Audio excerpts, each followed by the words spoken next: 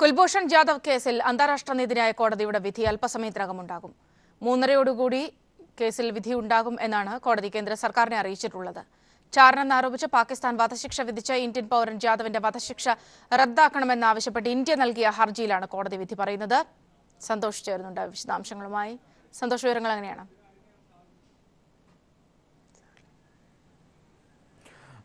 സൗമ്യ, ഇന്ന് ഉച്ചയ്ക്ക് 12 മണിയോടെ നെതർലാൻഡിലെ സമയം 12 മണിയോടുകൂടി റോണി അബ്രഹാമിന്റെ നേതൃത്വത്തിലുള്ള അന്താരാഷ്ട്ര നീതിന്യായ കോടതി ബെഞ്ച് വിധി പറയും എന്നാണ് ഇപ്പോൾ ഈ കേന്ദ്ര സർക്കാരിനെ അറിയിച്ചിരിക്കുന്നത്. ഇന്ത്യൻ സമയം ഉച്ചയ്ക്ക് ശേഷം 3:30, അതായത് ഇനി അല്പസമയം മാത്രമേ ഉള്ളൂ.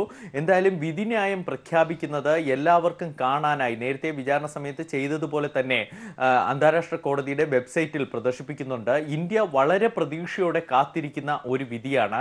ഈ കുൽഭൂഷൺ ജാദവിന്റെ പാകിസ്ഥാൻ പട്ടാള കോടതി വിധിച്ച വധശിക്ഷ അന്താരാഷ്ട്ര നീതിന്യായ കോടതി റദ്ദാക്കും എന്ന് തന്നെയാണ് ഇന്ത്യയുടെ പ്രതീക്ഷ. വാദത്തിന്റെ സമയത്തിൽ പോലും അത്തരം ഒരു പ്രതീക്ഷ ഇന്ത്യക്കുണ്ടായി. കാരണം വാദത്തിന്റെ സമയത്തിൽ പാകിസ്ഥാൻ ഉയർത്തിയ വാദം പ്രധാനമായും കുൽഭൂഷൺ ജാദവ് കുറ്റസമ്മതം നടത്തി എന്ന രീതിയിൽ പ്രദർശിപ്പിച്ച മൊഴിയടക്കം അന്താരാഷ്ട്ര നീതിന്യായ കോടതി തള്ളിക്കളഞ്ഞത് ഇന്ത്യക്ക് ഏറെ പ്രതീക്ഷ നൽകുന്നതാണ്. വിയന്ന കൺവെൻഷന്റെ ഉടമ്പടികളാണ് ഇന്ത്യ പ്രധാനമായും എടുത്തു കാണിക്കുന്നത്. മാതൃരാജ്യത്തിന്റെ നിയമസഹായം ലഭിക്കാൻ എല്ലാ പൗരന്മാർക്കും അർഹതയുണ്ട്. മറ്റൊരു രാജ്യത്ത് വിചാരണ നടത്തിയാൽ പോലും ആ പൗരന്റെ വിവരങ്ങൾ അതാത് രാജ്യത്തെ അറിയിച്ചിരിക്കണം. കുൽഭൂഷൺ ജാദവിനെ അറസ്റ്റ് ചെയ്തതോ വിചാരണ നടത്തിയതോ ഇന്ത്യയെ അറിയിച്ചിട്ടില്ല. ഒരു പത്രവാർത്തയിലൂടെയാണ് വധശിക്ഷ പോലും ഇന്ത്യ അറിഞ്ഞത് എന്നാണ് ഹരീഷ് സാൽവി എന്ന മുതിർന്ന അഭിഭാഷകൻ അന്ന് അന്താരാഷ്ട്ര നീതിന്യായ കോടതിയിൽ വാദിച്ചത്. പാകിസ്ഥാന്റെ വാദമാകട്ടെ ഈ കേസ് തന്നെ അന്താരാഷ്ട്ര നീതിന്യായ കോടതി പരിഗണിക്കുന്നതിനെ എതിർത്തുകൊണ്ടാണ്. വിയന്ന കൺവെൻഷന്റെ ഉടമ്പടികൾ ഒരിക്കലും സാർക്ക് രാജ്യങ്ങൾ വരില്ല. 99-ലെ ഒരു കേസിൽ ഇന്ത്യക്ക് അത്തരമൊരു ഇളവ് അന്താരാഷ്ട്ര നീതിന്യായ കോടതി നൽകിയിട്ടുണ്ട് എന്നൊക്കെ പാകിസ്ഥാൻ ചൂണ്ടിക്കാണിക്കുന്നുണ്ട്. പക്ഷെ എന്നാൽ പോലും ഈ വിഷയത്തിൽ അതല്ല ഇന്ത്യ പറയുന്നത്. കടുത്ത മനുഷ്യാവകാശ ലംഘനം വരെ നടന്നു എന്ന് ഇന്ത്യ പറയുന്നുണ്ട്. എന്തായാലും പട്ടാള കോടതിയുടെ വിധി അന്താരാഷ്ട്ര നീതിന്യായ കോടതി തള്ളും എന്ന് തന്നെയാണ് ഇന്ത്യയുടെ പ്രതീക്ഷ. സൗമ്യ, ഒരുപക്ഷെ ഇവിടെ നമുക്ക് വലിയൊരു ആശ്വാസം. നമുക്കറിയാം ഈ വിഷയം ആദ്യം മുതൽക്കേ തന്നെ പാകിസ്ഥാൻ കൈകാര്യം ചെയ്യുന്നത് യാതൊരു വിധത്തിലും ഇന്ത്യ പറയുന്ന കാര്യങ്ങൾ, പ്രത്യേകിച്ച് നിയമം മുന്നിൽ നിർത്തി നമ്മൾ പറയുന്ന കാര്യങ്ങൾ അംഗീകരിക്കുക പോലും ചെയ്യാതെയാണ് ഈ ഒരു വിഷയം കൈകാര്യം ചെയ്തിട്ടുള്ളത്. ഇവിടെ വിയന്ന ഉടമ്പടി അടക്കമുള്ള കാര്യങ്ങൾ ഈ വാദത്തിലുടനീളം ഇത്തരം വിഷയങ്ങൾ, നിയമപരമായ വിഷയങ്ങൾ എത്രത്തോളം അനുകൂലമാക്കാൻ ഇന്ത്യക്ക് കഴിഞ്ഞിട്ടുണ്ട്. ഒരുപക്ഷെ അതിൻ്റെയൊക്കെ ഒരു പശ്ചാത്തലത്തിലായിരിക്കും ഇന്നത്തെ വിധി എന്നതുകൊണ്ടുകൂടി എത്രത്തോളം ആശ്വാസകരമായിരുന്നു ആ വാദത്തിലുടനീളം സംഭവിച്ചിട്ടുള്ള കാര്യങ്ങൾ? സൗമ്യ, 15-ാം തീയതി നടന്ന വിചാരണയിൽ ഇന്ത്യക്കും 1.5 മണിക്കൂർ, പാകിസ്ഥാനും 1.5 മണിക്കൂർ സമയം വീതമാണ് അനുവദിച്ചത്. ഇന്ത്യ പ്രധാനമായും വാദമെടുത്തത് അന്താരാഷ്ട്ര ചട്ടങ്ങൾ, ഉടമ്പടികൾ ചൂണ്ടിക്കാണിച്ചുകൊണ്ടാണ്. കുൽഭൂഷൺ ജാദവിന്റെ കേസിൽ അത്തരത്തിലുള്ള അന്താരാഷ്ട്ര ചട്ടങ്ങളെല്ലാം ലംഘിക്കപ്പെട്ടിരിക്കുന്നു. പ്രത്യേകിച്ച് എല്ലാ രാഷ്ട്രങ്ങളും ഇന്ത്യയും പാകിസ്ഥാനും അടക്കം ഒപ്പുവെച്ച വിയന്ന കൺവെൻഷന്റെ ചട്ടം 23 തന്നെ ലംഘിക്കപ്പെട്ടിരിക്കുന്നു. ജാദവിന്റെ വിചാരണ പോലും ഇന്ത്യയെ അറിയിച്ചില്ല. ജാദവ് ഇന്ത്യൻ പൗരനാണ് എന്ന് വളരെ വ്യക്തം. ഇറാനിൽ ജോലിയിലിരിക്കെയാണ് അദ്ദേഹത്തെ തട്ടിക്കൊണ്ടു പോകുന്നതും ദിവസങ്ങൾക്ക് ശേഷം ബലൂചിസ്ഥാനിൽ നിന്ന് പിടികൂടി എന്ന തരത്തിൽ പാകിസ്ഥാൻ ഒരു FIR തയ്യാറാക്കുന്ന പോലും. വിചാരണ പട്ടാള കോടതി നടത്തി. ആ വിചാരണ ഇന്ത്യയെ അറിയിച്ചില്ല. അതിനുശേഷം വധശിക്ഷ വിധിച്ചു. ഇതുപോലും മാധ്യമങ്ങളിലൂടെ അറിഞ്ഞു. എന്നാൽ ഇപ്പോൾ അന്ന് 15-ാം തീയതി വാദം നടത്തുമ്പോൾ ഇന്ത്യ പറഞ്ഞാണ് ഇതുവരെ അദ്ദേഹത്തിന്റെ കുറ്റപത്രം പോലും ഇന്ത്യക്ക് കൈമാറിയിട്ടില്ല എന്നാണ് അറിയിച്ചത്. ചാരനാണ് എന്നാണ് ആദ്യം പാകിസ്ഥാൻ പറഞ്ഞെങ്കിലും വിചാരണയിൽ പാകിസ്ഥാൻ ചാരനോടൊപ്പം തന്നെ തീവ്രവാദ പ്രവർത്തന കുറ്റങ്ങളും ജാദവിനെതിരെ ചുമത്തിയിട്ടുണ്ട് എന്ന് അറിയിക്കുകയൊക്കെ ചെയ്തിട്ടുണ്ട്. പക്ഷേ അങ്ങനെ ആ കേസിന്റെ പ്രസക്തമായ ഒരു കാര്യം പോലും ഇന്ത്യയെ അറിയിക്കാതെ തികച്ചും രഹസ്യാത്മകമായി, പ്രഹസനമായി, അതായത് ഒരു ഭാഗം മാത്രം കേട്ടുകൊണ്ട് നടത്തിയ വിധി അന്താരാഷ്ട്ര മനുഷ്യാവകാശങ്ങളുടെ ഒരു കടുത്ത ലംഘനം തന്നെയുണ്ട്. ഏത് പൗരനും അവന്റെ ഭാഗം പറയാനുള്ള ഒരു അവസരം ഉണ്ടാക്കണം. ജാദവിന്റെ കേസിലാകട്ടെ അങ്ങനെ പോലും ഉണ്ടായിട്ടില്ല. ജാദവിന്റെ അമ്മ നൽകിയ ഹർജിക്ക് പോലും പാകിസ്ഥാൻ മറുപടി നൽകിയിട്ടില്ല. ഇന്ത്യൻ കോൺസുലേറ്റ് ആകട്ടെ 16 പ്രാവശ്യമാണ് ഈ വിഷയവുമായി ബന്ധപ്പെട്ട് ജാദവിനെ കാണാൻ ശ്രമിച്ചത്. അതൊക്കെ പാകിസ്ഥാൻ തള്ളിക്കളഞ്ഞു എന്നും ഇന്ത്യ അറിയിച്ചിട്ടുണ്ട്. സൗമ്യ. സലി, ഞാൻ തിരികെ എത്താം. ശ്രീ ദേവദാസ് കൂടി നമ്മോടൊപ്പം ടെലിഫോൺ ലൈൻ ചേരുന്നുണ്ട്. ശ്രീ ദേവദാസ്, ഒരുപക്ഷെ കുൽഭൂഷൺ യാദവിന്റെ അറസ്റ്റ് മുതലുള്ള കാര്യങ്ങൾ നമുക്കറിയാം. നമ്മൾ അറിഞ്ഞിടത്തോളം വളരെ ദുരൂഹമായിരുന്നു. ഇവിടെ വളരെ പ്ലാൻഡായി പാകിസ്ഥാൻ വിഷയങ്ങൾ ഈ വിധത്തിൽ എത്തിച്ചതാണ് എന്നുള്ള കാര്യങ്ങൾ ശരിവെക്കുന്ന രീതിയിലായിരുന്നു. ഒരുപക്ഷെ ഇപ്പോഴത്തെ ഈ ഇനി വരാനിരിക്കുന്ന ആ ഒരു വിധി, അതിൽ നമ്മൾ എത്രത്തോളം പ്രതീക്ഷ വെക്കണം, അല്ലെങ്കിൽ ആ ഒരു വിധിയെ അതിനെ എങ്ങനെയാണ് കാണുന്നത് ശ്രീ ദേവദാസ്?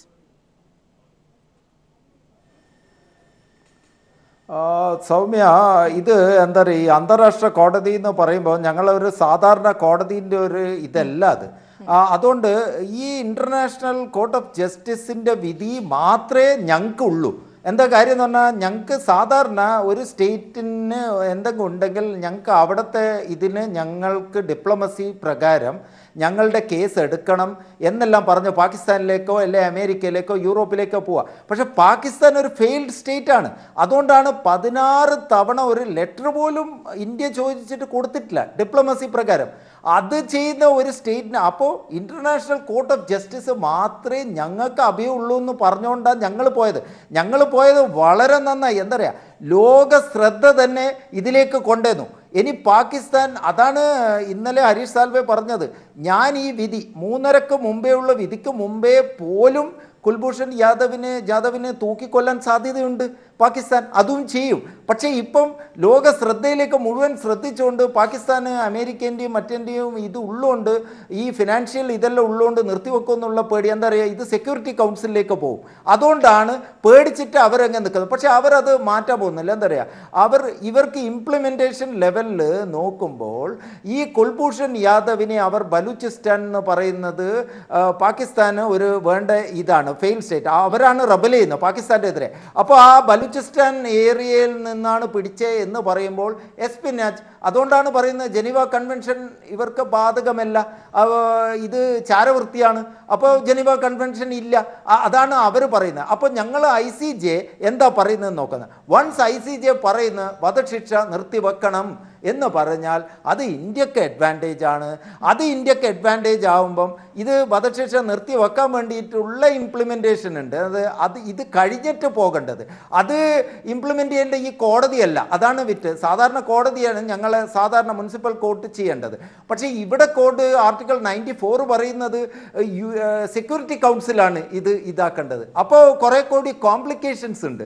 എന്താ പറയുക, പെർമനൻറ്റ് മെമ്പർ ഉണ്ട്. ഇപ്പോൾ ചൈന പറയുന്നത് നമ്മളതിന് ഇതെല്ലാം എന്ന് പറഞ്ഞാൽ ഇതിങ്ങനെ നീട്ടിപ്പോകും. അതിനെല്ലാം മുൻകാല പ്രാബല്യ കേസുകളുണ്ട്.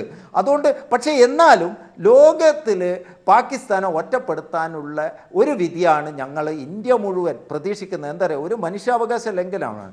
അതാണ്. പിന്നെ പ്രത്യേകിച്ചിട്ട് ഹേഗിൽ പോലത്തേത് വിടില്ല എന്നാണ് എൻ്റെ ഇത് പറയുന്നത്. എന്താ കാര്യം എന്ന് പറഞ്ഞാൽ, യൂറോപ്യൻ യൂണിയൻ വധശിക്ഷയ്ക്ക് എതിരാണ്. ഞങ്ങൾ റെയറസ്റ്റ് ഓഫ് റെയർ കേസ് കൊടുക്കുന്നുണ്ടെങ്കിലും യൂറോപ്യൻ യൂണിയൻ വധശിക്ഷയ്ക്ക് കംപ്ലീറ്റ് എതിരാണ്. അപ്പോൾ വധശിക്ഷയ്ക്ക് ഒരു പ്രൊസീജിയേഴ്സ് ഉണ്ട്. ആ പ്രൊസീജിയേഴ്സ് ഇല്ല എന്നാണ് ഹരീഷ് സാൽവെ ഇപ്പം വാദിച്ചിരിക്കുന്നത്. അപ്പോൾ അതിൻ്റെ വിധിയിൽ ഞങ്ങൾ എന്താ നോക്കേണ്ടതെന്ന് പറഞ്ഞാൽ, ഒരു ഡിസെൻറ്റ് പോലും ഇല്ലാത്ത വിധി വരുന്നതാണ് ഏറ്റവും നല്ലത്. ഇപ്പോൾ ഇതിലുള്ള ജഡ്ജസിൽ കുറച്ചാൾ ഡിസെൻറ്റ് ചെയ്ത് എന്നിട്ട് കാസ്റ്റിംഗ് വോട്ട്, ഈ പ്രസിഡന്റ് എന്ന് പറയുന്ന റോണി അബ്രാഹിം എന്ന് പറയുന്ന കാസ്റ്റിംഗ് വോട്ട് ഉണ്ട്. എല്ലാം ഈക്വലായ കാസ്റ്റിംഗ് വോട്ടിലുള്ള അവരാണ് ഇത് തീരുമാനിക്കേണ്ടത്. പക്ഷെ ആ ലെവലിലേക്ക് എത്തുകയും ചെയ്യാറ്. അപ്പോൾ അതിന് പാകിസ്ഥാന് പല ന്യായീകരണം വരും. ഇതിപ്പം വൺ സൈഡഡ് ആയിട്ടുള്ള വിധി, ഇത് തീർത്തും തെറ്റാണെന്നുള്ള ICJ വിധിയാണ് ഇന്ത്യ മുഴുവനും ആഗ്രഹിക്കുന്നത്. ഒരുപക്ഷെ അവിടെ ശ്രീ ദേവദാസ്, നമുക്ക് സുപ്രധാനമായും മുന്നോട്ട് വെക്കാനുള്ള ചില കാര്യങ്ങളുണ്ട്. അതായത് ഇത്തരത്തിലുള്ള നിയമപരമായ വശങ്ങൾ നോക്കുന്ന ഒരു ഭാഗം, അതുപോലെ തന്നെ മറ്റൊരു ഭാഗത്ത് യാതൊരു വിധത്തിലുള്ള, ഇപ്പോൾ ഏതൊരു പൗരനായാലും, ഇപ്പോൾ വിയന്ന കൺവെൻഷന്റെ ഉടമ്പടി പ്രകാരമാണെങ്കിലും അങ്ങനെയല്ലാതെയാണെങ്കിലും ഏതൊരു പൗരനും ഒരു കുറ്റാരോപിതനായി നിൽക്കുമ്പോൾ ആ നിയമം നേരിടാനായി, അല്ലെ ആ വിഷയം നേരിടാനായി സ്വീകരിക്കാവുന്ന പ്രാഥമികമായ ചില അവകാശങ്ങളുണ്ട്. പക്ഷെ അത്തരം അവകാശങ്ങൾ പോലും ഇവിടെ നിഷേധിക്കപ്പെട്ടു എന്ന് വളരെ വ്യക്തമായിട്ടുണ്ട്. പക്ഷെ ഇത്തരം കാര്യങ്ങളൊക്കെ ഈ രാജ്യാന്തര കോടതിക്ക് മുന്നിൽ തെളിയിക്കാനായി, അല്ലെങ്കിൽ അവിടെ അവതരിപ്പിക്കാനായി എന്നൊക്കെ ഉള്ളത് നമുക്കൊരു വലിയ പോസിറ്റീവായ ഒരു ഘടകമല്ലേ? അതൊക്കെ ഒരുപക്ഷെ ഈ ഒരു വിധിയെ ബാധിക്കത്തില്ലേ ശ്രീ ദേവദാസ്? സൗമ്യ, അതുകൊണ്ടാണ് ഞാൻ പറയുന്നത്. ഇപ്പോൾ ഹരീഷ് സാൽവേ ICJന്റെ മുമ്പാകെ പറഞ്ഞതെല്ലാം രാജ്യാന്തര എന്ന് പറഞ്ഞാൽ ലോകം ഉറ്റുനോക്കുന്ന ഒരു ഇതിലേക്കുള്ള വിധിയിലേക്കാണ് പോയത്. അതുകൊണ്ട് ഇന്ത്യക്ക് എന്തുണ്ട് എന്ന് പറഞ്ഞാൽ സാധാരണ പോലെ പോയിട്ട് ആരും ശ്രദ്ധിക്കാത്തതല്ല ഇത് ലോകത്ത് UN-ന്റെ കീഴിൽ യുണൈറ്റഡ് നേഷൻസിന്റെ ഡയറക്ടറുള്ള ഒരു കോടതിയാണ് ഇന്റർനാഷണൽ കോർട്ട് ഓഫ് ജസ്റ്റിസ്. അതിന്റെ ആർട്ടിക്കിളാണ് ബാധകം, ഇന്റർനാഷണൽ കോർട്ട് ഓഫ് ജസ്റ്റിസ്. അപ്പോൾ യുണൈറ്റഡ് നേഷൻസിൽ മെമ്പർ ആയവരും മെമ്പർ അല്ലാത്തവരും ഉണ്ടാവും. മെമ്പർ അല്ലാത്തവർക്കും ഇതിൽ മെമ്പർ ആവാം, അങ്ങനെയുണ്ട്. പുറത്ത് നിൽക്കുന്നവർക്കും മെമ്പർ. അപ്പോൾ ഈ ലോകത്തിൻ്റെ മുഴുവൻ ഒരു വേർഡിക്റ്റാണ് വരാൻ പോകുന്നത്. അതാണ് ഇന്ത്യക്കുള്ള ഒരു gain.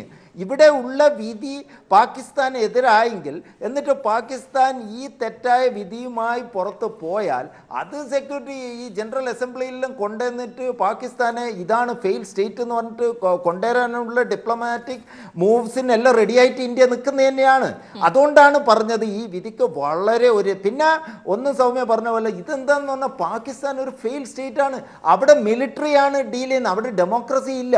ഡെമോക്രസീൻ്റെ പുകമറയിൽ Nawaz Sharif Panama leaks എല്ലാം കഴിഞ്ഞ് തെളിവിൽ ഇങ്ങനെ കുടുങ്ങിക്കിടക്കുവാണ്. അപ്പോൾ ഈ മേഴ്സി ഓഫ് ദ മിലിറ്ററിയാണ്. മിലിറ്ററിക്ക് എന്ന് പറഞ്ഞാൽ എന്ത് വേണമെന്ന് പറഞ്ഞാൽ ഇന്ത്യ ആയിട്ട് എപ്പോഴും ഒരു ഫൈറ്റിംഗ് സിനാറിയോ ആക്കണം. അത് ഇതിന് വേണ്ടിയിട്ട് ആക്കും. ഞങ്ങളിനി എന്ത് ചെയ്താലും ചൈന പെർമനന്റ് മെമ്പർ ആയ നിലയിൽ UN സെക്യൂരിറ്റി കൗൺസിലിൽ സപ്പോർട്ട് ചെയ്യും എന്നുള്ള ധൈര്യം കൂടി ഉള്ളതിൻ്റെ കളിയാണ് പാകിസ്ഥാൻ കളിക്കുന്നത്. പക്ഷേ അതൊരു തീക്കളിയായി മാറാനാണ് സാധ്യത. ഈ ഫെയിൽ സ്റ്റേറ്റിന് ഇപ്പൊ സൗമ്യ പറഞ്ഞില്ലേ, അതിപ്പോൾ നിങ്ങൾ ഗോവിന്ദ ചാമിക്ക് കണ്ടില്ലേ, ഗോവിന്ദ ചാമിക്ക് റൈറ്റ് ഉണ്ട്.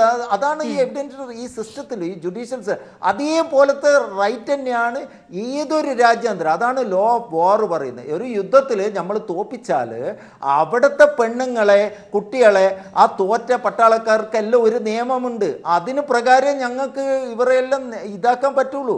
അതുകൊണ്ടാണ് പാകിസ്ഥാൻ പറയുന്നത് ഇതിൽ അന്താരാഷ്ട്ര നിയമത്തിൻ്റെ പരിധിയിൽ ഇത് വരില്ല കുൽഭൂഷൺ ജാദവ് എന്ന്. എന്തിനാ വേണ്ടിയിട്ടാന്ന് പറഞ്ഞാൽ അവർക്ക് വേണ്ട പോലെ ഒരു കേസ് അവരെ തന്നെ കോടതി അയാളെ ഒരു അപ്പീലോ ഒന്നും കാണുന്നില്ല. അയാൾ ഒരു കൺഫെഷൻ സ്റ്റേറ്റ്മെൻറ്റ് അതാണ് ഒരു വീഡിയോ കാണിക്കാൻ നോക്കിയത്. അത് അവർ സമ്മതിച്ചില്ല. ആര്? ICJ. എന്തുകൊണ്ടാണ്? 358 സെക്കൻഡ് ഉള്ള വീഡിയോയിൽ 152 അല്ലെ 102 സെക്കൻഡ് എഡിറ്റഡ് ആണ്. അപ്പോൾ കൺഫെഷൻ സ്റ്റേറ്റ്മെന്റ് അവിടുത്തെ മിലിറ്ററി അല്ലേ, അവർ ഫോഴ്സ് ചെയ്തിട്ട് ആക്കിയതുപോലത്തെ ഒന്ന് വൺ സൈഡഡ് ആണ് ആക്കാൻ എന്നുള്ളത് തന്നെ ICJക്ക് സംശയമുണ്ട് എന്നാണ് കാണുന്നത്. അതുകൊണ്ടാണ് ഞങ്ങൾക്ക് ഈ വിധി കുൽഭൂഷൺ ജാദവിന് അനുകൂലമായിട്ടും വധശിക്ഷ ഉടനടി നിർത്തിവെക്കാനും ഉള്ള ഒരു വിധിയാണ് 3:30 വരിക എന്നുള്ള ഒരു ശുഭാപ്തി വിശ്വാസത്തിലുള്ളത്. സൗമ്യ, ഏതായാലും വളരെ വേഗം ഞാൻ തിരികെ എത്താം. ഒരു ഇടവേളയിലേക്ക് കൂടി പോകേണ്ടതുണ്ട്. അന്താരാഷ്ട്ര കോടതിയിലെ ഹേഗിലെ അന്താരാഷ്ട്ര കോടതിയുടെ വിധിയാണ് എല്ലാവരും കാതോർത്തിരിക്കുന്നത്. കുൽഭൂഷൺ യാദവിന്റെ വധശിക്ഷയിൽ എന്താകും കോടതി തീരുമാനമെടുക്കുക എന്ന് 3:30 അറിയാമെന്ന റിപ്പോർട്ടുകളാണ് പുറത്തു വരുന്നത്.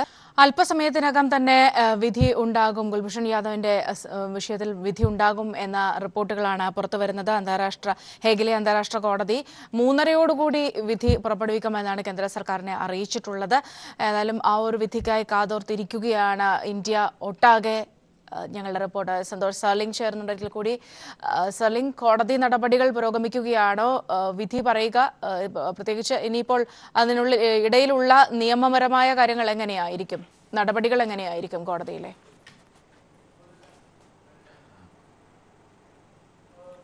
സൗമ്യ, അല്പസമയം മുമ്പ് അന്താരാഷ്ട്ര നീതിന്യായ കോടതി ഇന്നത്തെ നടപടിക്രമങ്ങൾ വ്യക്തമാക്കിക്കൊണ്ട് അവരുടെ വെബ്സൈറ്റിൽ തന്നെ പ്രസ് റിലീസ് പത്രവാർത്താക്കുറിപ്പ് പുറത്തിറക്കിയിട്ടുണ്ട്. അതുപ്രകാരം നെതർലാൻഡിലെ പ്രാദേശിക സമയം 12 മണിയോട്, അതായത് ഇന്ത്യൻ സമയം 3:30 റോണി അബ്രഹാം എന്ന് പറയുന്ന അധ്യക്ഷന്റെ അധ്യക്ഷതയിലുള്ള 11-അംഗ ബെഞ്ച് ഇരിക്കും. ഈ കേസിൽ, ജാദവ് കേസിൽ വിധി പറയാൻ മാത്രമാണ് ഇന്ന് അന്താരാഷ്ട്ര കോടതി കൂടുന്നത്. ഈ കേസിൽ അപ്പോൾ തന്നെ വിധി പുറപ്പെടുവിക്കും. നമ്മൾ പ്രതീക്ഷിക്കുന്നത് ഒരു 15-20 മിനിറ്റ് വേണ്ടി വരും ആ വിധി വായന പൂർത്തിയാകാൻ. നേരത്തെ ഈ സമാനമായ 3 കേസുകളിൽ 98, 99, പിന്നെ 2013 ഏറ്റവും അവസാനം ഇത്തരത്തിലൊരു മെക്സിക്കോ അമേരിക്ക കേസും ഇതേ പൗരന്റെ പ്രശ്നമായിരുന്നു. ഇത്തരത്തിൽ കുൽഭൂഷൺ ജാദവ് കേസിന്റെ സമാനമായ കേസിലായിരുന്നു. അന്നും വെർഡിക്റ്റ് വിധി പുറപ്പെടുവിക്കാനായ കുറച്ച് സമയങ്ങൾ മാത്രമേ ഉണ്ടായിരുന്നുള്ളൂ. എന്തായാലും 3:45 തന്നെ വിധിന്യായം പൂർണ്ണ പൂർണ്ണമായും പുറത്തു വരും. ഇന്ത്യൻ പ്രതിനിധികൾ ഇപ്പോൾ അന്താരാഷ്ട്ര നീതിന്യായ കോടതിയുടെ അടുത്ത് എത്തിയിട്ടുണ്ട് എന്നാണ് വിദേശകാര്യ മന്ത്രാലയം അറിയിക്കുന്നത്. പാകിസ്ഥാൻ പ്രതിനിധികളും ഉണ്ട്. ഇവരുടെ മുന്നിൽ വെച്ചാണ് വിധി ന്യായം വായിക്കുക. ഇന്ത്യ ഏറെ പ്രതീക്ഷ വയ്ക്കുന്നത് കഴിഞ്ഞ വാദത്തിനിടയിൽ ഇന്ത്യക്ക് അനുകൂലമായ ചില നീക്കങ്ങളൊക്കെ അന്താരാഷ്ട്ര കോടതിയിൽ നിന്നുണ്ടായി എന്നതുകൊണ്ട് തന്നെ ഇതിലേറെ പ്രതീക്ഷ വയ്ക്കുന്നുണ്ട്. മുമ്പുണ്ടായ സമാനമായ കേസുകൾ ഹരീഷ് സാൽവെ കോടതിയിൽ പറഞ്ഞപ്പോൾ ആ കേസുകളുടെ വിധിയും പൗരന്മാർക്ക്, അതായത് കോൺസുലേറ്റിന്റെ നിയമസഹായം ലഭിച്ചില്ല എന്നൊരൊറ്റ കാരണം ചൂണ്ടിക്കാണിച്ച് വധശിക്ഷ റദ്ദാക്കിയിട്ടുണ്ട് കോടതി. ഈ കുൽഭൂഷൺ ജാദവിന്റെ കേസിലാകട്ടെ കോൺസുലേറ്റിന്റെ നിയമസഹായത്തിന് അർഹതയില്ല എന്ന് പാകിസ്ഥാൻ വ്യക്തമാക്കിയതോടുകൂടി ഇന്ത്യ പറഞ്ഞ വാദം, അതായത് ജാദവിന് ഇന്ത്യയുടെ നിയമസഹായം ലഭിച്ചിട്ടില്ല എന്ന് പറഞ്ഞ വാദം ശരിവച്ചിരിക്കുകയാണ്. അതുകൊണ്ട് തന്നെ നീതിന്യായ കോടതി ഇന്ത്യക്ക് അനുകൂലമായി വിധി പുറപ്പെടുവിക്കും എന്നാണ് പ്രതീക്ഷിക്കപ്പെടുന്നത്. സൗമ്യ, എന്നാലും 3:30 തന്നെ ഉണ്ടാകും എന്നതാണ് ഏറ്റവും പുതിയ അപ്ഡേഷനുകളിൽ നിന്നും വ്യക്തമാകുന്നത്. വിധി 3:30 തന്നെ ഉണ്ടാകും. ഏതാണ്ട് 20 മിനിറ്റോളമായിരിക്കും ഇതിലൊരു വിധി പ്രസ്താവം ഉണ്ടാകുക എന്ന റിപ്പോർട്ടുകളുമാണ് പുറത്തു വരുന്നത്. ഹേഗിലെ അന്താരാഷ്ട്ര കോടതിയാണ് വിധി പുറപ്പെടുവിക്കുന്നത്. ദേവദാസിലേക്ക് തന്നെ പോവുകയാണ്. ദേവദാസ്, ഒരുപക്ഷെ ഇവിടെ നിരവധിയായ കാര്യങ്ങൾ നമുക്ക് മുന്നോട്ട് വയ്ക്കാനുണ്ട്. ഇപ്പോൾ ഞാൻ നേരത്തെ സൂചിപ്പിച്ച പോലെ തന്നെ അറസ്റ്റ് അടക്കമുള്ള കാര്യങ്ങളൊക്കെ ആണെങ്കിലും പക്ഷേ ഇവിടെ സ്വാഭാവികമായും നിയമം എന്ന് പറയുന്നത്, അത് പ്രത്യേകിച്ച് അന്താരാഷ്ട്ര നിയമങ്ങളാകുമ്പോൾ നിയമപരമായ പശ്ചാത്തലം അങ്ങേയറ്റം അതിൽ ഡിപ്പെൻഡ് ചെയ്ത് മാത്രമേ കോടതിക്ക് വിധി പറയാനാകൂ എന്നതും കൂടി നമ്മൾ പരിഗണിക്കേണ്ടതുണ്ട്. ഒരുപക്ഷെ അങ്ങനെയുള്ള കാര്യങ്ങൾ പരിശോധിക്കുമ്പോൾ ഏറ്റവും ഒടുവിലായി പാകിസ്ഥാൻ ബലൂചിസ്ഥാൻ വിഷയം എടുത്തിടുമ്പോഴും ഏറ്റവും ഒടുവിലായി പാകിസ്ഥാൻ അത് ഭീകരവാദവും തീവ്രവാദവും ഒക്കെയായി ചേർത്ത് വാദിക്കുന്ന ഒരു അവസ്ഥയൊക്കെ ഉണ്ടായി. ഒരുപക്ഷെ ഇത്തരം വിഷയങ്ങളൊക്കെ അവിടെയാണ് ഒരു ഘട്ടത്തിൽ നമുക്ക് വധശിക്ഷ നടപ്പാക്കിയോ എന്ന് പോലും ആശങ്കപ്പെടേണ്ട ഒരു അവസ്ഥയൊക്കെ വന്നത് ദൗർഭാഗ്യവശാൽ. ഒരുപക്ഷെ ഇത്തരം സാഹചര്യങ്ങളൊക്കെ, അതായത് നിയമം പരിഗണിക്കപ്പെടുമ്പോൾ അങ്ങനെ ഒരു വിഷയം കൂടി നമ്മൾ പരിശോധിക്കുമ്പോൾ ഈ പറയുന്ന ഒരു വിധി അതിനെ എങ്ങനെയായിരിക്കും കാണേണ്ടത്? ശ്രീ ദേവദാസ്.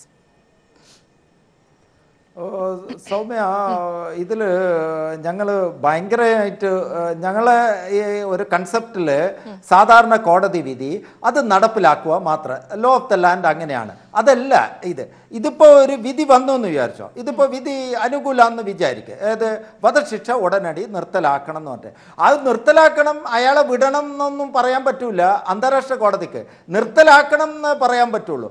നിർത്തലാക്കിയിട്ട് ആരാണ് അതിൻ്റെ ഇത് ചെയ്യേണ്ടത് എന്ന് പറഞ്ഞാൽ ആർട്ടിക്കിൾ 94 പറയുന്നത് സെക്യൂരിറ്റി കൗൺസിലാണ്. സെക്യൂരിറ്റി കൗൺസിൽ, UN സെക്യൂരിറ്റി കൗൺസിലാണ് ചെയ്യണ്ടേ. അപ്പോൾ അത് സെക്യൂരിറ്റി കൗൺസിലേക്ക് പോക്കണം. അപ്പോൾ സെക്യൂരിറ്റി കൗൺസിൽ പോകുമ്പോൾ എന്താണ് പ്രശ്നം ഉണ്ടാവുക? പെർമനന്റ് മെമ്പേഴ്സ് ഉണ്ടാവുക അവിടെ. അവരായെങ്കിലും ഈ ഒരു അമേരിക്ക നിക്കാരാഗ്വ കേസ് ഉണ്ട് 1986. ആ കേസിൽ നിക്കാരാഗ്വക്ക് അനുകൂലമായിട്ട് വിധി വന്നു ആർട്ടിക്കിൾ 94 പ്രകാരം. എന്നിട്ട് അമേരിക്കയോട് പറഞ്ഞു ആ മിലിറ്ററി ഫോഴ്സും അവിടുന്ന് കളിച്ചത് നിങ്ങൾ തെറ്റാണെന്ന് പറഞ്ഞിട്ടും അമേരിക്ക അത് ശ്രദ്ധിക്കാണ്ടെന്നു. എന്താ പറയുക, പെർമനന്റ് മെമ്പറാണ്. ഇപ്പൊ നിങ്ങൾ ഈ ഇസ്രയേലിന്റെ പ്രശ്നം വരുമ്പോൾ 84ഓളം വീറ്റോ പവർ ഉപയോഗിച്ച് അമേരിക്ക കളിക്കുന്ന എല്ലാം കളി തന്നെയാണ് വരിക. പെർമനന്റ് മെമ്പേഴ്സിന്റെ ആലി. അതുകൊണ്ടാണ് ഞാൻ പറഞ്ഞത് ചൈന ഭയങ്കര ആലിയാണ് പാകിസ്ഥാന്റെ. അപ്പോൾ ഒരു സെക്യൂരിറ്റി കൗൺസിൽ വരുമ്പോൾ അങ്ങനെയൊന്നും നിങ്ങൾ ഇങ്ങനെ ഒരു വധശിക്ഷ നടപ്പാക്കുന്ന, അതുകൊണ്ട് ഒരു ഉപരോധം വരുത്തണം, പാകിസ്ഥാനെ ഒരു കരിമ്പട്ടികയിൽ ചേർക്കണം എന്ന് പറയുമ്പോൾ ചൈന അതിനെ എതിർത്ത് വോട്ട് ചെയ്ത് തോപ്പിക്കും. ആ പ്രശ്നമുണ്ട്. പക്ഷേ വേറെ ഒരു പോസിറ്റീവ് സൈൻ എന്തെന്നാന്ന് പറഞ്ഞാൽ ഇന്ത്യ പാകിസ്ഥാൻ ഒരു ഫെയിൽ സ്റ്റേറ്റ് ആണെന്നും എന്തും കളിക്കാം, മനുഷ്യാവകാശത്തിന് യാതൊരു വിലയും കൽപ്പിക്കുന്നില്ല എന്ന് ലോകത്തിൻ്റെ മുമ്പിൽ ഇന്ത്യക്ക് അവതരിപ്പിക്കാൻ പറ്റുന്ന ഒരു അവസരമാണ് ഇത്. അതിൻ്റെ ഏറ്റവും വലിയ എക്സാമ്പിളാണ് ഒരു കുൽഭൂഷൺ യാദവ്, ഒരു ഇന്ത്യൻ സിറ്റിസനെ അയാൾ ഇറാനിലങ്ങ് പോയപ്പോഴേക്കും അയാൾ റോൻ്റെ ഏജൻ്റ് ആണെന്നും ബലൂചിസ്ഥാന് വേണ്ടിയിട്ട് രാജ്യാന്തര ഈ ചാരപ്രവൃത്തി പാകിസ്ഥാനെതിരെ ചെയ്യുന്നതെന്ന് പറഞ്ഞിട്ട് അങ്ങനെ കൊണ്ടുപോയാൽ ഏതെങ്കിലും ഒരാൾ ഇറാനിൽ പോയ ഒരു ഇന്ത്യക്കാരനെ ഏതും ചാരൻ എന്ന് പറഞ്ഞിട്ട് ഇവർക്ക് പിടിച്ചിട്ട് ഇങ്ങനെ ബ്ലാക്ക് മെയിൽ ചെയ്തൂടെ? അപ്പോൾ ഇതൊരു എന്താ പറയുക, ഇവർ ചെയ്യുന്ന കാശ്മീരിലും മറ്റേതുമല്ല ഈ നുഴഞ്ഞുകയറ്റവും മറ്റേൻ്റെ എല്ലാം ഈ അന്താരാഷ്ട്ര ഇതിൽ നിന്ന് ശ്രദ്ധ തിരിക്കാൻ വേണ്ടിയിട്ടുള്ള ഒരു ബ്ലാക്ക് മെയിലിംഗ് ടാക്ടിക്സ് ആണ് ഈ കുൽഭൂഷൺ യാദവിൻ്റെ എന്നേ ഉള്ളൂ. ഈ ഞങ്ങളുടെ തലയറുത്തു, ഒരു മിലിറ്ററിക്കാരൻ്റെ വികൃതമാക്കി. അപ്പോൾ അത് അന്താരാഷ്ട്ര ഇതിൽ വരുമ്പോൾ ഭയങ്കര പ്രോബ്ലം ആവും. അതിനു മുമ്പേ ഒരു ചാരപ്രവൃത്തി പാകിസ്ഥാനെതിരെ ഇങ്ങനെയെല്ലാം ചെയ്യുന്നുണ്ട്. ഇന്ത്യ റോനെ ഉപയോഗിച്ച് ബലൂചിസ്ഥാനിലെ കൂടി പാകിസ്ഥാൻ എന്ന രാഷ്ട്രത്തെ തകർക്കാൻ നോക്കുന്നതെന്ന് ഈ രാജ്യാന്തര തലത്തിലേക്ക് എത്തിക്കാനുള്ള ഒരു നാടകത്തിൻ്റെ ഭാഗമായിട്ടാണ് കുൽഭൂഷൺ ജാദവ് എന്ന് പറയുന്ന ഒരു മനുഷ്യനെ പിടിച്ചിട്ട് ചാരനായി എന്ന് പറഞ്ഞാൽ പിന്നെ ആരും വിശ്വസിക്കുമല്ലോ. അപ്പോൾ അവരുടെ ഇപ്പോൾ ഒരു പെർമനന്റ് മെമ്പറായ ചൈന അങ്ങനത്തെ എല്ലാം മെമ്പേഴ്സ് ഇതിന് സപ്പോർട്ട് ചെയ്യും. അതാണ് ഇവിടെ. അതുകൊണ്ടാണ് കൺഫെഷൻ എടുക്കുന്നത് മിലിറ്ററി കോർട്ടാണ് ചെയ്യുന്നത്. അല്ലെ ഒരു ഞങ്ങൾ പോലും ബോംബെയിൽ ഇത് ചെയ്തപ്പോൾ കസബിനെ തൂക്കിക്കൊല്ലാൻ വിധിക്കുന്നത് മുഴുവൻ പ്രൊസീജിയർ സഹിതമാണ്. അയാൾക്ക് ഒരു ലോയറെ വെച്ചു, വാദിച്ചു, എന്നിട്ട് എല്ലാ ഇന്ത്യൻ ലോയിലുള്ള പ്രൊസീജിയർ പ്രകാരം ചെയ്തിട്ട് കണ്ടെത്തിയ ശേഷമാണ് വധശിക്ഷക്ക് കസബിനെ വിധിച്ചത്. 2008 ബോംബെയിലെ കൂട്ടക്കൊല നടത്തിയത് ബോംബെ സ്റ്റേഷനിലെല്ലാം. അപ്പം അതുപോലും ഇല്ലാണ്ട് മിലിറ്ററി കോർട്ട് കോൺസുലേറ്റ് പറയുന്നു നിങ്ങൾ മറുപടി തരൂ, നിങ്ങൾ എന്താണ് ഡിഫൻസ് കൊടുത്തത്, ഒന്നും ഒരു ഇതിലും ആക്സസ് പോലും കുൽഭൂഷൺ ജാദവിനെ കാണാൻ പോലും ഒരാളെ അനുവദിക്കാതെ മിലിറ്ററി വധശിക്ഷയ്ക്ക് വിധിച്ചിരിക്കുന്നു. അതാണ് ഞങ്ങൾ ICJയോട് പറയുന്നത്. ഇത് ഇൻഡിവിജ്വൽ ഇതല്ല, ബിറ്റ്വീൻ സ്റ്റേറ്റ്സ് ആണ്. അതുകൊണ്ടാണ് ജനീവ കൺവെൻഷൻ ഇത് ഇൻഡിവിജ്വലാണ്, ചാരപ്രവൃത്തിയാണ്. അതുകൊണ്ട് ഇത് ജനീവയിലൊന്നും വരില്ല, കൺവെൻഷനിൽ വരില്ല. അതുകൊണ്ട് ICJന്റെ മുമ്പാകെ തന്നെ വരാൻ പാടില്ല എന്ന് പാകിസ്ഥാൻ വാദിക്കുന്നതിൻ്റെ ഒരു കാരണം അവർ ചെയ്ത തെറ്റ് മറക്കാനുള്ള ഒരു ഇതാണ്. ഇന്ത്യ എത്രമാത്രം അത് അവിടെ വാദിച്ച് തെളിയിച്ചു എന്നാണ് ഈ 3.5 വിധിയിലേക്ക് കൂടി വരുന്നത്. വധശിക്ഷ നിർത്തലാക്കുമ്പോൾ ആ സെക്യൂരിറ്റി കൗൺസിൽ വരുമ്പോൾ UN പാകിസ്ഥാനെ ആ വാണിയേണ്ട ഇതിലേക്ക് പോകും എന്നാണ് ഇന്ത്യക്കാർ ആഗ്രഹിക്കുന്നത്.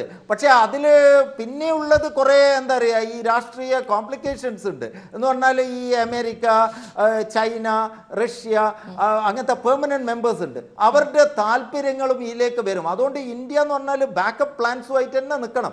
ഇത് കഴിയുമ്പോഴൊക്കെ മറ്റേ പ്ലാൻസിലുമായിട്ട് സെക്യൂരിറ്റി കൗൺസിൽ മൂവ് ചെയ്യാനും അതിനുള്ള ലോബിയിങ്ങും ഇപ്പം ചെയ്തിട്ടില്ലെങ്കിൽ ഇത് എവിടെയും എത്താണ്ട് ഇതേപോലെ പാകിസ്ഥാൻ ഞങ്ങളിങ്ങനെ വാർ ഓഫ് വേർഡ്സ് പറഞ്ഞിട്ട് ഇങ്ങനെ നടക്കും. പക്ഷേ ഇന്ത്യ ചെയ്ത ഏറ്റവും നല്ല മൂവാണ് ICJയിലേക്ക് കൊണ്ടുവന്ന് ലോക ശ്രദ്ധയിലേക്ക് പാകിസ്ഥാനെ എത്തിച്ചിരിക്കുന്നു.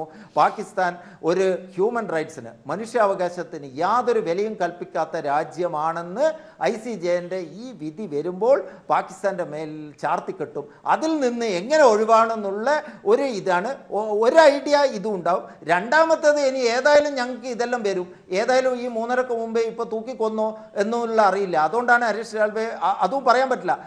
ഞങ്ങൾ വധശിക്ഷ നടപ്പാക്കി എന്ന് പറഞ്ഞാൽ പിന്നെ അത് ഈ സെക്യൂരിറ്റി കൗൺസിലെത്തി അതിൻ്റെ പേരിലുള്ള ചർച്ച ഇങ്ങനെ നടക്കുക, ചൈന എന്നിട്ട് വീറ്റോ പവർ ഉപയോഗിക്കുക, അതാണ് തോന്നുന്നത്. അതുകൊണ്ട് ICJന്റെ ഈ വിധിയാണ് ഏറ്റവും പ്രധാനം. അത് ചെയ്ത് ബാക്കപ്പിലേക്ക് കൂടി UN എത്രയും പെട്ടെന്ന് ആ ലോബിങ്ങും കൂടി അതെല്ലാം ചെയ്തെന്നാണ് വിചാരിക്കുന്നത്. എന്താ പറയുക, ഏറ്റവും നല്ല ഒരു ഇതാണ് അടുത്ത കാലത്ത് ഡിപ്ലോമസിയിൽ ഏറ്റവും നല്ല ഒരു മൂവ്മെൻ്റാണ് ഇന്ത്യ നടത്തിയിരിക്കുന്നത് ICJയിൽ ഒരു കുൽഭൂഷൺ ജാദവ്. അതുകൊണ്ടാണ് എന്താ പറയുക, ഇൻഡിവിജ്വൽസിന് ICJയിൽ പോകാൻ പറ്റില്ല, സ്റ്റേറ്റ്സിനെ പോകാൻ പറ്റുള്ളൂ.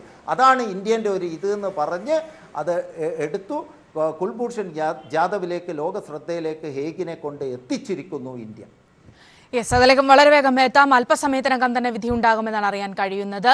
അന്താരാഷ്ട്ര കോടതിയിൽ നിന്ന് കുൽഭൂഷൺ യാദവിന്റെ വധശിക്ഷയിന്മേൽ കോടതി എന്തായിരിക്കും തീരുമാനിക്കുക എന്ന് അല്പസമയത്തിനകം അറിയാൻ കഴിയും.